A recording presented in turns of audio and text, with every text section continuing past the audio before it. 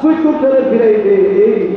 আর আল্লাহ তুমি কেমনে আমার হাত তুলু আজকে ফিরাইয়া দিবা। একটা হাতও তুমি ফিরে দিও না। আল্লাহ আল্লাহ আমাদের জিন্দগির গুনাহগুলো মাফ করে দাও। জানা অজানা গুনাহ করেছি মাফ করে দাও। ইচ্ছায় অনিচ্ছায় যত গুনাহ করেছি মাফ করে দাও। কবিরা সগীরা যত গুনাহ করেছি মাফ করে দাও।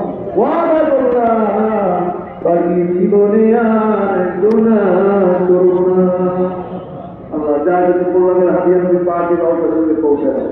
সাহাবায়ে কেরাম তাবিঈন তাবিঈন तमाम দুনিয়ার মাটির নিচে যত ওলি আল্লাহ কোন শুধু হত্যার কি মাথায় আল্লাহ ওলিদের পাশে পৌঁছে দাও।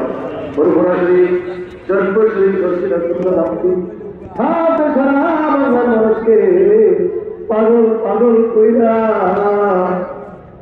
আজকের এই বেহেশতের বাগান সাজাইয়া আমাদের পাশে আমাদের দান দিও। দাদা হুজুরকে বাছাই করছি পাঁচ রুহে আজকের মাহফিলে হাদিয়া পৌঁছে দাও। পীর মুর্শিদ কেবলা আব্বা জানের পাঁচ রুহে হাদিয়া পৌঁছে দাও। শাস্ত্রে আব্বা জানাত বিজয়ী কে জানি রে আমার মতো পা ফারা আমার সঙ্গে তোমার বন্দার হাত মিশাইছে। জন্মদাতা আব্বার কবরে হাদিয়া পৌঁছে দাও।